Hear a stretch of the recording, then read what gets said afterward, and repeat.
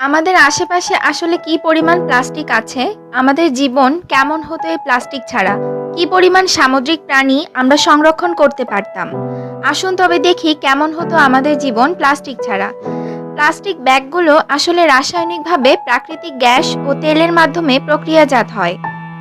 এটিকে ছেঁড়া যায়, জ্বালানো যায় আর প্রয়োজন না থাকলে ফেলে দেওয়া হয়।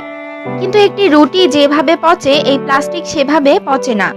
১৯৫০ সালের দিকে ৬.৩ বিলিয়ন টন প্লাস্টিক তৈরি করা হয়েছিল, আর তার শুধু ৯% রিসাইকেল করা গেছে, আর ১২% পুড়িয়ে ফেলা হয়েছে। আর আমরা ৪.৯ বিলিয়ন টন প্লাস্টিকের বজ্র ফেলে দিয়েছি। যদি এই বজ্র আমরা এক জায়গায় জড়ো করি, তাহলে এইসব বজ্র মাউন্ট এভারেস্টকেও ছাড়িয়ে যাবে। এই বজ্রের অনেকটাই সমুদ্রে চলে যায়, আর বিভিন্ন সামুদ্রিক প্রাণী এগুলো খাবার মনে করে খেলে তাদের মৃত্যু ঘটে। যদি আমরা আমাদের জীবন থেকে প্লাস্টিক বর্জন করি, তাহলে আমরা অনেক প্রজাতির সামুদ্রিক প্রাণী বাঁচাতে পারবো। কিন্তু আমাদের কি অবস্থা হবে? আমাদের দৈনন্দিন জীবন কেমন হবে প্লাস্টিক ছাড়া? আমরা কতটা প্লাস্টিকের উপর নির্ভর করি? যদি আপনি প্লাস্টিকের কন্টেইনার ব্যবহার বন্ধ করেন, যেগুলো খাবার সংরক্ষণে ব্যবহার করা হয়, যেই শপিং ব্যাগ আমরা ইউজ করি তার ব্যবহারও বন্ধ করলেন, কিন্তু তবুও আমরা কিছুতেই প্লাস্টিক ফ্রি নই। প্লাস্টিক প্রতিটি জায়গায় আছে। যে অ্যালুমিনিয়াম ক্যানস আছে, খেয়াল করবেন এর উপরেও প্লাস্টিক দিয়ে মোড়ানো। এটি ছাড়া আপনার পেপসি বা কোকা-কোলা ৩ দিনেই এটিকে ক্ষয় করে ফেলবে। পেপারের কাপেও প্লাস্টিকের পাতলা আবরণ থাকে। প্লাস্টিক ছাড়া কোনো টি ব্যাগ হবে না, এগুলো পলিথিলিন এর হিট সিল্ড করা থাকে। প্লাস্টিক ছাড়া খাবার দোকানগুলো দেখতে অন্যরকম দেখাবে। সব রকম লিকুইড খাবার গ্লাসের বোতলে সংরক্ষিত হবে। মাছ, মাংস, চিজ সব পেপার দিয়ে প্যাক করতে হবে। আপনাকে আপনার সব পণ্যদ্রব্য পেপার ব্যাগ নয়তো বোর্ডের বক্সে প্যাক করতে হবে। প্লাস্টিকের প্যাকিং এর সবথেকে বড় বেনিফিট হলো এটি খাবারকে অনেক দিন পর্যন্ত ফ্রেশ রাখে। এই প্রাথমিক পর্যায়ে সংরক্ষণ ছাড়া অনেক খাদ্য স্থানীয়ভাবে তৈরি করতে হবে, এবং সিজনাল সব জিনিস শুধু সেই জিনিসের সিজনেই পাওয়া যাবে। জৈব বর্জ্য দ্বারা জমি পরিপূর্ণ হতে থাকবে, এবং এটি আমাদের মূল পরিবেশগত উদ্বেগের কারণ হয়ে দাঁড়াবে। আমাদের কাপড় প্রাকৃতিক তন্তুর উপর ভিত্তি করে সীমিতভাবে তৈরি হবে।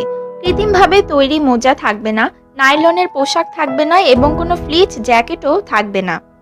তাপ এবং পানির প্রতিরোধী সুরক্ষা পরিধান অন্য কোনো জায়গায় পাওয়া যাবে না। বিদ্যুৎ নিরোধকের জন্য প্রয়োজনীয় প্লাস্টিক ছাড়া এমন কোনো উপাদান নেই যা ফোন বা কম্পিউটারের ভিতরে সার্কিট তৈরিতে ব্যবহৃত হতে পারে। প্লাস্টিকের বিকল্প এক্ষেত্রে কিছুই নেই। এছাড়াও ১৯১০-এর দিকে প্রথম ইলেকট্রনিক্সে প্লাস্টিকের ব্যবহার শুরু হয়। প্লাস্টিক ছাড়া আমাদের ১৮৭০ সালের দিকে ফিরে যেতে হবে, যখন প্লাস্টিক ছিল না। তখন বিপজ্জনক বার্নিশ এবং রাবার ব্যবহার করা হতো তারের ভিতরের প্রক্রিয়ায়, যা এখনো অনেক সময় করা হয়। সব রকম সাশ্রয়ী মূল্যের বৈদ্যুতিক জিনিসে আমরা যে সমস্ত অগ্রগতি করেছি তা কখনোই ঘটেনি প্লাস্টিক আবিষ্কারের আগে। এশিয়া মহাদেশের বেশিরভাগ দেশগুলোই প্লাস্টিক পলিউশনের দিক দিয়ে সবচেয়ে এগিয়ে, কিন্তু আমাদের অন্তত পৃথিবীকে ঝুঁকিপূর্ণ করা উচিত নয় এইসব বিভিন্ন কফি কাপ, পানির বোতল এবং অন্যান্য প্লাস্টিক দ্বারা। প্লাস্টিকের ব্যবহার বন্ধ করলে প্রায় ৭০০-রও অধিক সামুদ্রিক প্রাণী এই প্লাস্টিক বজ্র দ্বারা আক্রান্ত হবে না। এছাড়াও এমন কিছু প্রক্রিয়া আছে যেখানে লার্ভা জাতীয় প্রাণীর মাধ্যমে যারা ১ ঘন্টার মধ্যে প্লাস্টিক ব্যাগ খেয়ে ফেলে। এরা ৬,০০০ লার্ভা ১ ঘন্টায় একটি পুরো প্লাস্টিক ব্যাগ খেয়ে ফেলতে পারে। আপনাদের কি মনে হয়? আমাদের কমেন্ট করে জানাতে পারেন। ভিডিওটি ভালো লাগলে লাইক এবং শেয়ার করুন, আর আমাদের চ্যানেলটিকে সাবস্ক্রাইব করুন। ধন্যবাদ।